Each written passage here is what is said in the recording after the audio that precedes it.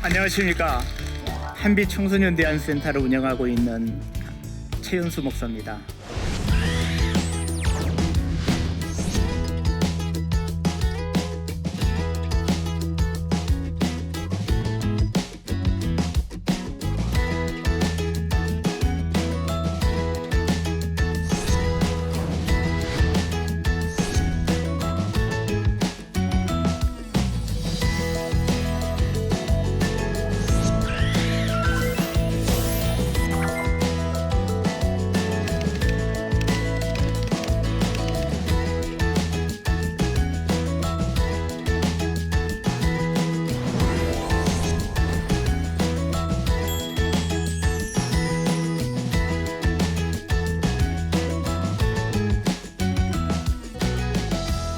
여러분들 요즘 청소년들 이해하기 힘들죠?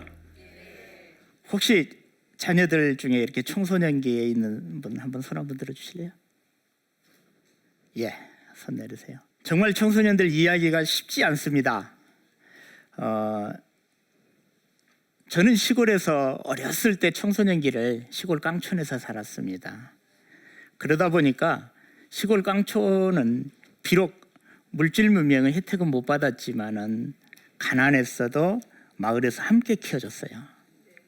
그리고 그 안에서 이렇게 차별이라는 것들이 별로 없었고 오늘날처럼 이렇게 공부에 대한 압박도 없었어요. 그러다 보니까 마음껏 뛰어놀고 또 마음껏 소통하고 그리고 또 마을 다니기 때문에 거기서는 어른들하고 아이들하고 세대가 이렇게 분리된 게 아니라 대가족 속에서 그래도 행복하게 살 수가 있었습니다. 근데 요즘 우리 아이들 이 어린 시절 모습 속에서는 대부분 개별화되는 것보다 어떠죠? 집단이었죠. 애들 조그만한 공 가지고 막 10명, 20명씩 막 몰려다니면서 축구를 하고 또 여자애들은 저기 보면은 고무줄 놀이 하면서 또 남자애들은 거기 가서 관심 있는 여학생 관심 표현은 못하고 고무줄 끊고 아마 여러분들 그런 경험이 아마 있을 겁니다. 근데 오늘날 어떤가요? 저도 이제 전직이 교사 출신이라 제가 23년 전에 교사했던 그 시절하고 지금하고 또 다릅니다. 도시 안에서 보면은 요즘에는 아이들이 정말 힘들어요. 학원 있지. 요즘엔 어때요? 유치원부터 시작해서 입시에 맞춰지잖아요. 애들이 너무 피곤해, 힘들어요. 그러다 보니까 요즘엔 어때요? 공부 못하면은 인정해 주나요, 안 해주나요? 안 해줘요. 근데 공부해서 나버리면은 어때요?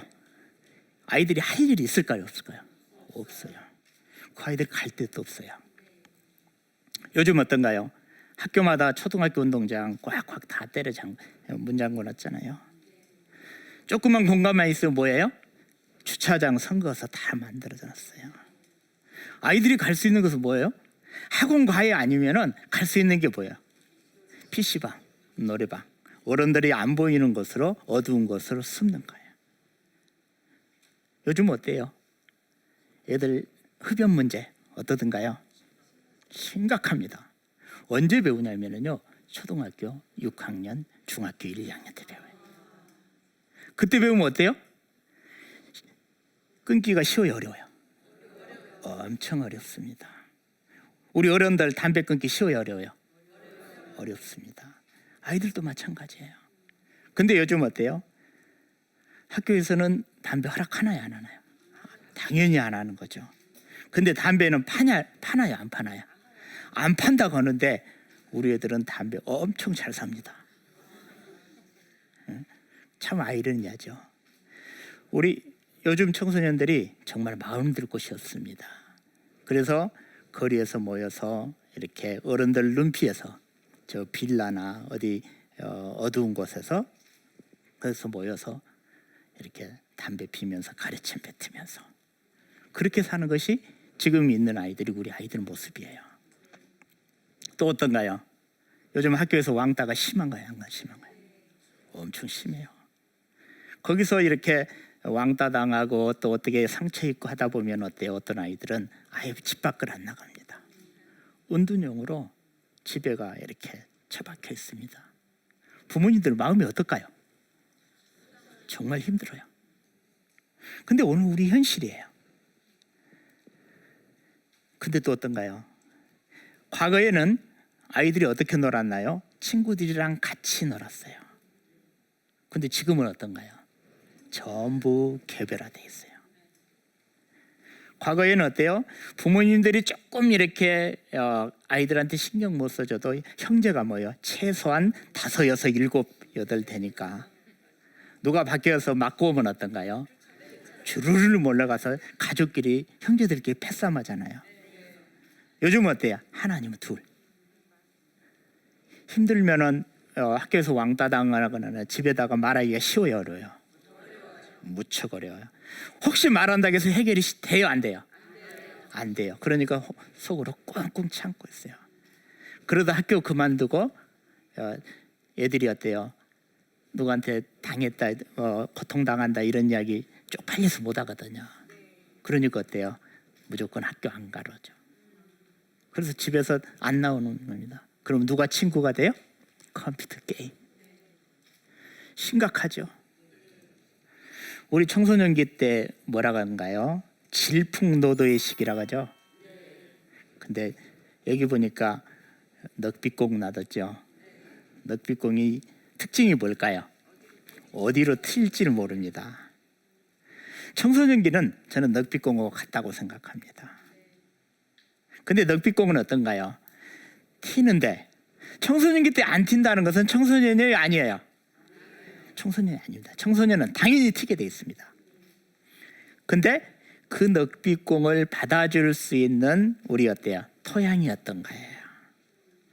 만약에 넉빛공이 튀었는데 자갈밭으로 튀었어요. 그럼 어떨까요? 멀리 나가겠죠. 맨 땅도 멀리 나가요. 근데 넉빛공이 튀었는데 스펀지예요. 그럼 어떨까요? 딱 끌어안겠죠. 근데 청소년기 때는 어때요? 온심력이 또 있어요. 튀어나가도 언젠가는 돌아올 수 있는 힘이 있습니다. 근데 요즘에 너무 많이 돌아가면 어때요? 아이들이 자포자기해요. 될 대로 되라. 그럼 막 나가는 거죠. 우리 10대들은 감정의 쓰나미입니다. 마음 들 데가 없어요. 어른들하고 아이들이 그래요. 우리 엄마하고는 도저히 말이 안 통해. 지향점이 다르거든요. 우리 어른들 어때요? 저 녀석이 빨리 해서 등수 안에 들어서 최소한 인서울 4년제는 가서 대기업 들어가서 그러면 공무원이든지 좀 사자 들어가는 안정직 원하잖아요. 근데 아이들의 현실은 어떤가요? 그렇지 않습니다. 현실적으로 보면은 인서울 4년제를 가려면은 지금 서울에서도 중학교에서 반에서 몇 등 안에 들어야 된다고요? 한 5등 안에는 들어야 됩니다. 통계적으로 한 반에 30명에서 요즘 32명 그렇습니다. 그러면 공부라는 잣대로는 어때요? 10명 중에 2, 3명만 공부라는 잣대에 들어오고 나머지는 공부라는 잣대로는 들러립니다. 아이들이 누구보다 잘합니다. 그건 잘 가르쳐줘요. 어른들이 가르쳐주고 벌써 초등학교 6학년까지는 어때요? 성적 신경 안 씁니다. 자기가 80점만 맞으면 잘한다고 생각해요. 근데 중학교 딱 오면 어때요? 등수가 딱 나오죠. 그러면 엄마들은 난리 나는 거죠. 그때부터. 우리 아이들 마음 들 데가 없습니다. 근데 우리 부모들이 세 종류의 부모가 있답니다. 하나는 완전히 방임하는, 얘가 밥을 먹는가 몇 시에 들어오는가. 우리 부모들이 자기 하나 정말 추스리기도 힘든 부모들이 있습니다. 그 다음에 또 하나의 부모는 정혼사의 부모님이 있습니다. 아마 여기 계신 분들은 아마 정혼사의 부모님이나 조금 있으면은 그 다음에 나오는 정비사의 부모 둘 중에 하나일 겁니다.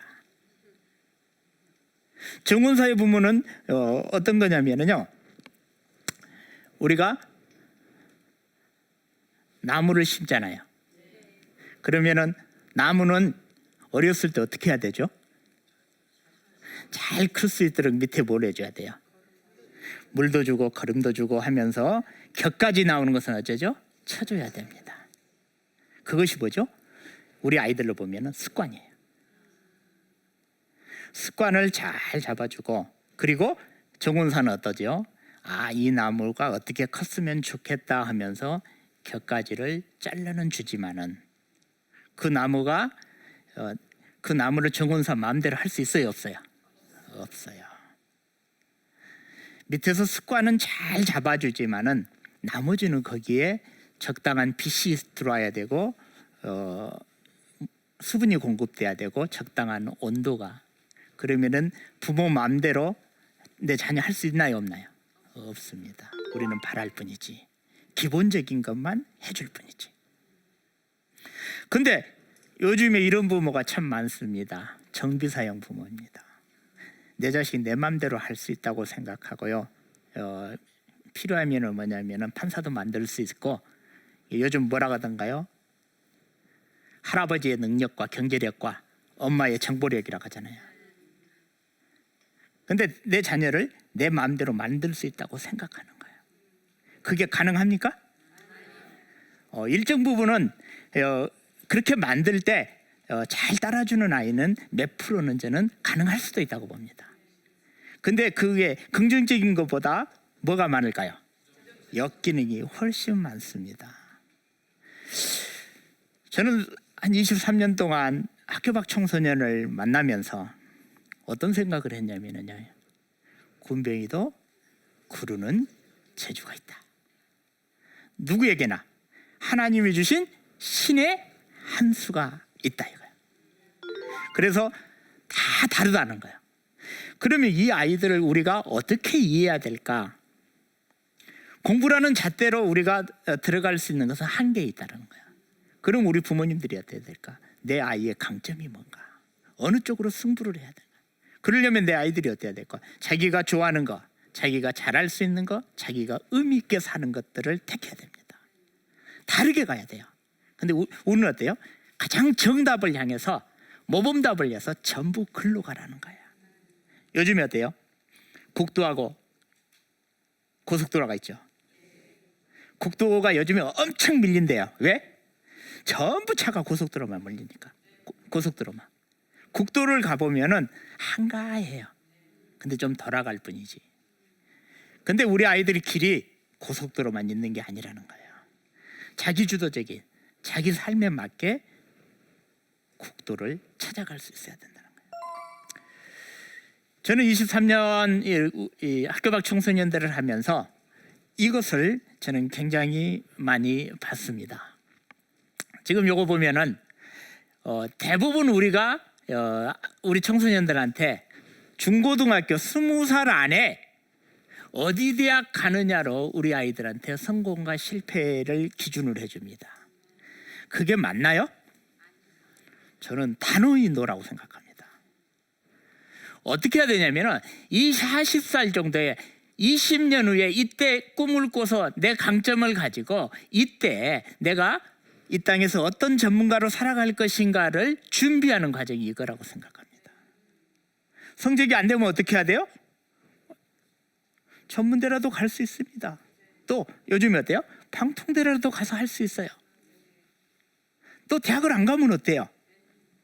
자기가 정하는 그 부분에서 자기 강점을 해서 20년 후에 내가 어떤 분야의 달인이 될 것인가, 전문가가 될 것인가, 그런 쪽에 포커스를 저는 맞춰야 된다고 생각합니다. 그래서 이 아이들이 나와 내 가족 안에만 묶여서는 안 된다고 봅니다. 우리 크리스찬 자녀들은 어때야 돼요?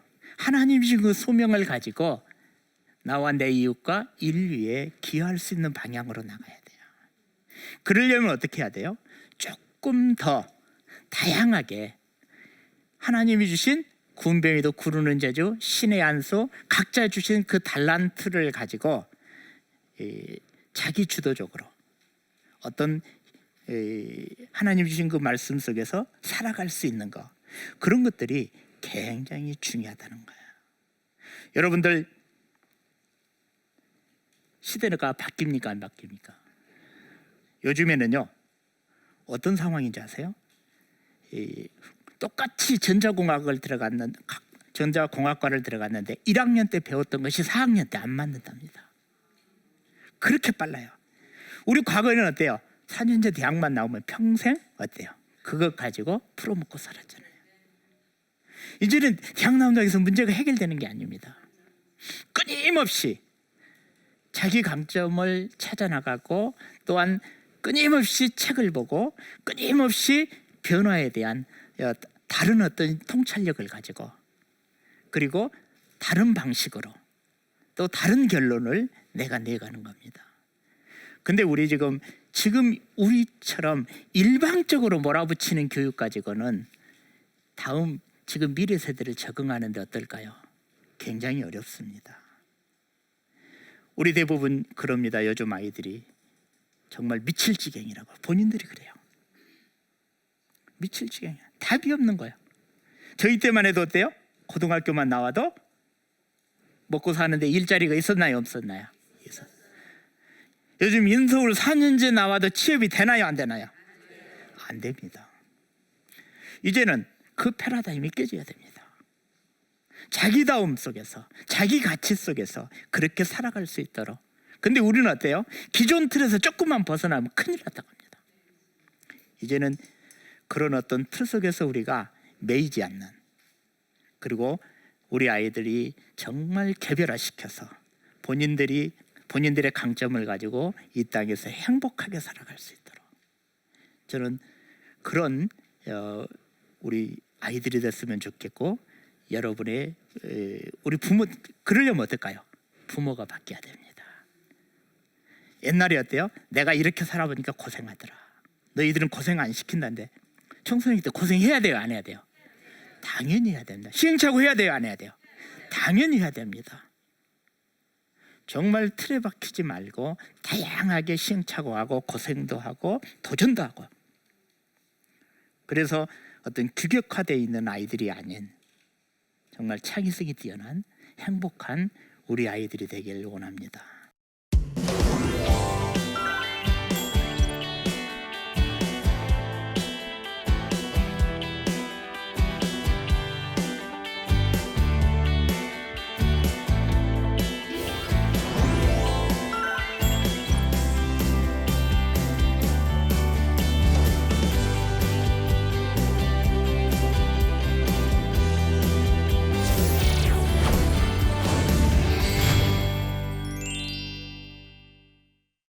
질문을 이렇게 하나씩 보면서 질문에 좀 답해 보겠습니다.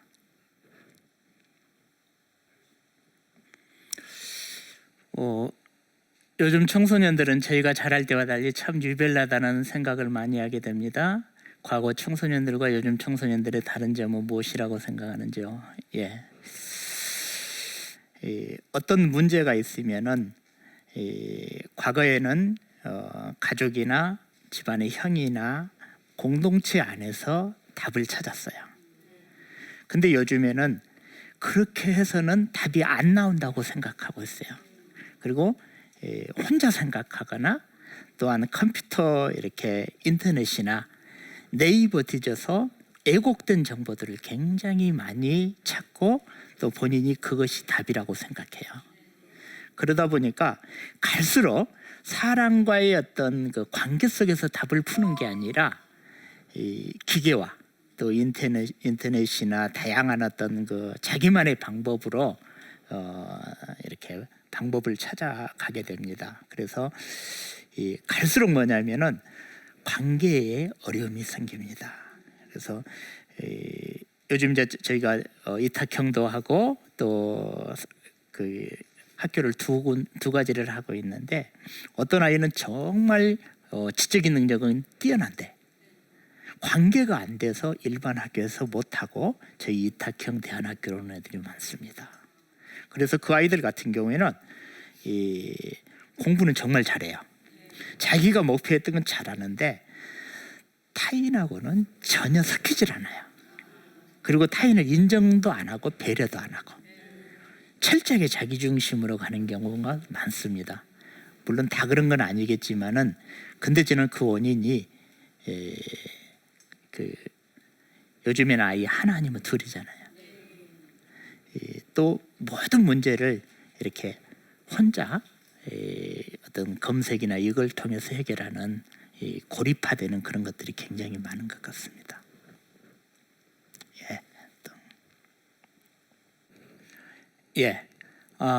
또 하나의 질문이 나왔네요. 학교와 학원 교육에 지친 아이들에게 부모로서 어떤 도움을 줄 수 있을까요?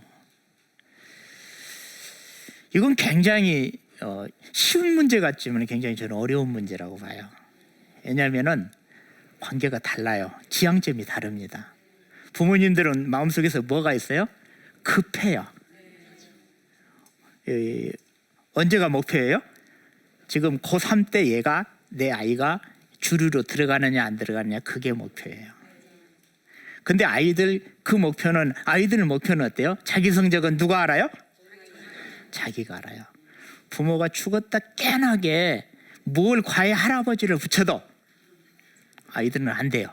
본인이 알아요. 딱 그 1학년 1학기 중간고사 기말고사 딱 보고 나면은 애들, 저는 이제 중학교 이렇게 들어가서 꿈 설계를 하거든요. 그러면은 한 반에 이렇게 한 3명 정도는 자기가 왜 태어났는지 모르겠다, 안 태어났으면 좋겠다는 애도 있어요. 또 어떤 아이는 초등학교까지는 자기 인생이 짱했는데 거의 한 30% 이상의 아이들이 중학교 딱 와서 1학년 1학기 중간고사 기말고사 시험 보고 나서 그냥 꿈이 없다라고 접어버린 애들이 많아요. 그래서 저는 그런 아이들한테는 저는 부모님들이 어떻게 봐야 되냐면 좀 멀리 봐라. 지금 당장 네가 20살 이때 어린이대학 들어가는 걸로 결승점을 그렇게 만들어 놓으면은 아이들이 힘들다. 앞으로 20년 후에 네가 이 땅에서 하나님 주신 강점을 가지고 어떻게 전문가가 될 것인가, 그렇게 조금 넓게 20년 후로 봐주면은 부모님들이 지금 이렇게 지금 막 그 과외다 뭐다 해서 아이들을 달달 볶지 않는다고 생각합니다. 또 다른 질문이 하나 들어왔네요. 청소년 사역을 하면서 목사님은 자녀들을 바라보는 시선에도 변화가 생겼을 텐데요. 자녀와의 관계는 어떠셨는지요? 저는 저희 아이들한테 참 감사했습니다. 왜 그랬냐면은 제가 만약에 고등학교 교사로 있었을 때처럼 계속 고등학교 교사로 있었다라면은 거기서 어떤 애들을 봤을까요? 공부 잘하는 아이들을 모델로 잡았겠죠. 그 아이들을 보면서 어떨까요? 내 아이 비교하면서 자꾸 내 아이를 막 쪼았겠죠. 근데 저는 학교 밖 애들 이렇게 정말로 개념이 잘 안 선 아이들하고 주로 하다 보니까 제 아이들이 어땠을까요? 굉장히 감사했습니다. 이게 제 기준이 높았을까요? 낮았을까요? 굉장히 낮았어요. 이제 또 저희 아내가 생각하는 것은 좀 다르겠지만은 저는 기준이 낮았어요. 그래서 저희 아이들한테는 굉장히 감사했었어요. 근데 고등학교를 딱 되니까 이제 벌써 입시하고 딱 그 상관성이 있는 거잖아요. 그때 되니까 저도 조금 초조해지기는 하더라고요. 그래도 그럼에도 불구하고 정말 이렇게 지금도 저는 이 사역을 했던 것이 우리 자녀들하고 가까워질 수 있는, 격이 없이 될 수 있는 계기가 되었던 것 같습니다. 오늘 1강에서는 우리가 이제 우리 청소년들 정말 다 어렵다고 합니다. 학교에서도요, 교사들도 특히 요즘 어때요? 중학생들 어렵다고 하잖아요.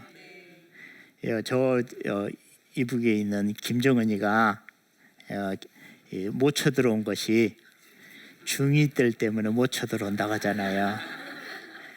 그 애들은 무서워서 못 쳐들어온다고 우스갯소리로. 근데 우리는 그 청소년기는 어때요? 영원합니까? 잠시 잠깐입니다. 조금 더 여유롭게 우리가 지금 이 모습 바라보지 말고 20년의 모습. 저희도 그렇습니다. 학교 밖에 들어오면은요 정말 뚜껑이 열려요. 근데 그럼에도 불구하고 뭐냐면은 하나님께서 이 아이를 1년 후에, 5년 후에, 10년 후에 어떻게 바뀔 것인가, 어떻게 바꾸어 놓을 것인가 하는 기대를 가지면서 지켜봐 줍니다. 바라봐 줍니다. 기다려 줍니다. 그러면은 정말 우리 아이들한테 온전한, 그리고 어떤가요? 이제는 우리가 한 아이를 키우려면 어때죠? 마을이 필요하다 하잖아요. 이제는 우리가 내 아이만 해서 이렇게 가가지고는 지극히 어떤 그 경쟁 일변도로 가가지고는 우리 아이들이 행복해질 수가 없고요. 우리 아이들이 창의성이 나올 수가 없습니다. 정말 자기의 모습과 결대로 정말 행복하게 그런 어떤 우리 청소년이 될 수 있도록 저와 여러분들이 정말 잘 품어주는 그런 세상이 됐으면 좋겠습니다. 감사합니다.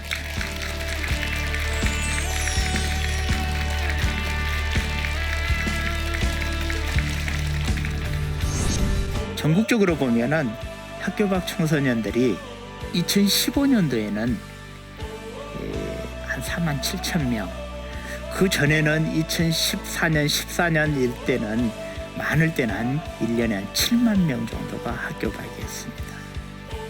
처음에 그 아이들한테 해줄 수 있는 것은 뭐냐면은 본드 가스하고 치해 갖고 오면은 좀 깨매놔서 라면 먹여주는 거.